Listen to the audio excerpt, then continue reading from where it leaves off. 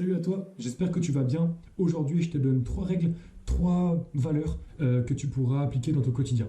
Dans 3, 2, 1, let's go.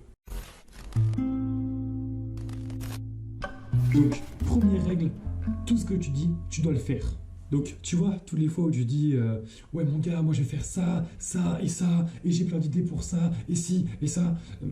Honnêtement, au lieu de le dire, tu devrais le faire. Et ça, tu vois, c'est super bien. Parce que du coup, ça pourra te donner de la crédibilité auprès des autres. C'est-à-dire que voilà, toi, tu vas être une personne qui tiendra ses engagements. Tu vois, et ça, c'est toujours très stylé. Au moins, tu seras une personne qui tiendra ses paroles. Et donc, tu seras une personne qui sera digne de confiance. Et en dehors de ça, tu vois, ça va t'apprendre aussi à contrôler tes paroles et ton esprit. Je m'explique. Si tu décides de faire attention à ce que tu dis, alors il faudra que tu t'écoutes parler. Et si tu t'écoutes parler, il va falloir que tu te concentres sur ce que tu vas dire. Et en te concentrant sur ce que tu veux dire, il faudra que tu fasses attention à ce que tu vas dire. Donc, forcément, de cette façon, tu vas commencer à apprendre à vraiment contrôler ton esprit. Parce qu'automatiquement, il faut faire attention à ne pas dire de mythos, et bien sûr à ne pas dire des choses impossibles que tu ne pourras pas faire. Sauf dans un cadre où tu rigoles, tu vois. Et de cette façon, en te concentrant et en faisant attention à ce dont tu penses, il faudra que tu fasses attention à ne pas penser et dire des choses qui sont trop négatives. Et il faudra éviter de dire aussi des choses qui sont trop stupides ou alors des choses que tu ne pourras pas faire. Parce que tout ce que tu dis, tu dois le faire.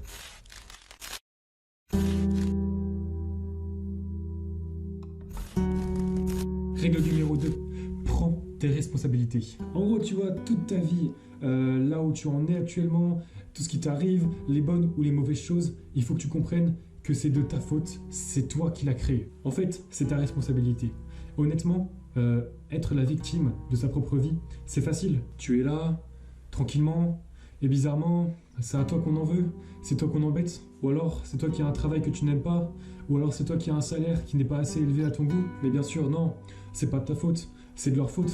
C'est de la faute du gouvernement, c'est de la faute de tes fréquentations, ou de tes amis, ou de ta famille, ou des professeurs, parce qu'ils t'ont tous insulté, ou parce qu'ils t'ont dit que tu ferais pas ça de ta vie, ou parce qu'ils t'ont laissé tomber, ou ce que tu veux. Écoute, tu peux te plaindre de tout et de rien si tu as envie.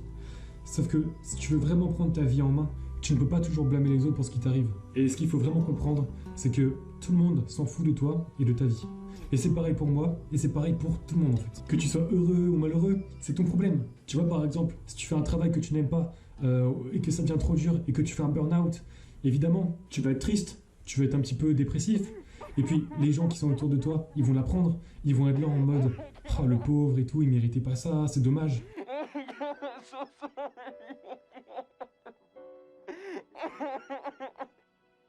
Tu vois, sur le moment où ils vont apprendre ça, ils vont être tristes pour toi. Mais au final, en 1, 2 ou 3 semaines, les gens ils vont passer à autre chose. Parce qu'ils ont leur vie, ils ont leur travail, leur projet, leur famille. Ils ont trop de choses à penser et malheureusement, tu ne pourras pas tout le temps occuper leur esprit. Parce que chacun a sa vie et chacun a ses problèmes. Et donc, voilà, tu n'es pas le centre du monde.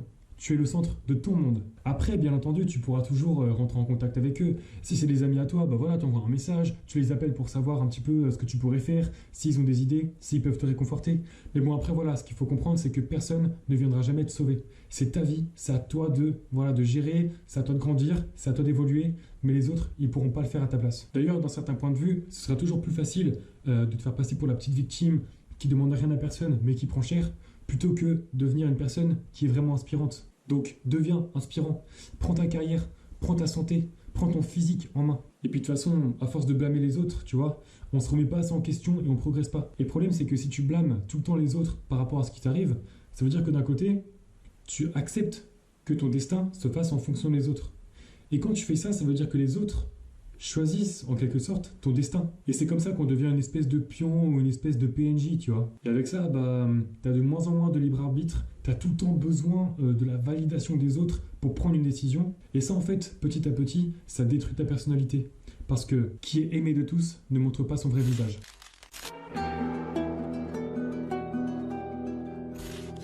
Règle numéro 3, je te présente le fuck it mindset. Ça, mon gars, c'est vraiment une règle ou un mindset qui m'a vraiment permis de faire des choses que je pensais pas faire et ça m'a vraiment fait évoluer. En fait, tu vois, le fuck it mindset, c'est un petit peu quand tu dois faire un truc qui est important pour toi et que, tu vois, tu n'oses pas trop, tu hésites. Et le fuck it mindset, c'est vraiment genre, bon allez, fuck it, j'y vais.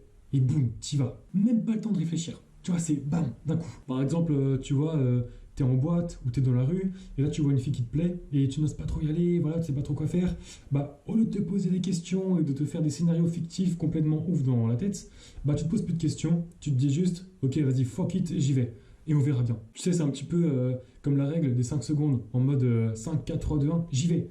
Tu vois, tu ne te laisses pas le temps en fait de réfléchir si oui ou sinon, non, juste tu y vas et tu verras bien ce qui se passe, tu vois. Il y en a qui utilisent ça pour tout, et c'est valable dans tous les domaines. Par exemple, le matin, bah, au réveil, 5, 4, 3, 2, 1, let's go. Tu vois, ce truc, c'est de pas réfléchir. Et puis, tu sais, de toute façon, il y aura un jour où on n'existera plus. Donc, franchement, autant kiffer et faire des trucs qu'on n'ose pas faire, qui nous font peur. Parce que de toute façon, ça veut rien dire en fait. Donc, faut autant y aller. Et du coup, tu vois, c'est important d'avoir cet état d'esprit de fuck it mindset. Parce que, justement, quand tu vas avoir une peur, ou que tu vas aborder quelqu'un, ou quelque chose, voilà, qu'il va falloir que tu fasses, et que voilà, tu hésites, bah, en fait, ça va habituer ton cerveau à se confronter à tes peurs et à passer à l'action. Et ça, tu vois, ça va exploser tes barrières mentales qui te bloquent dans ta zone de confort. En plus, le rejet, tu vois, c'est excellent, c'est hyper bon.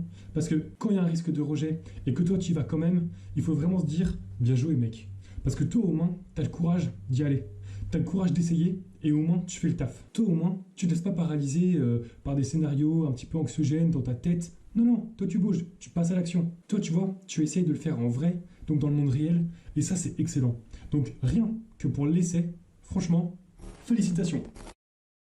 Voilà, donc rapidement pour résumer les points. Premier point, tout ce que tu dis, tu dois le faire. Deuxième point, prends tes responsabilités, c'est ta vie, c'est pas la vie des autres. Troisième point, fuck it mindset. Si t'as un truc qui te fait peur, fais-le. Donc voilà, c'était 3 petites règles que tu peux t'instaurer dès maintenant. Sur ce, j'ai fini la vidéo, j'espère que tu as kiffé. En attendant, je te dis à la prochaine, lâche un like, un commentaire, abonne-toi et puis on se revoit dans une prochaine vidéo. Ciao ciao.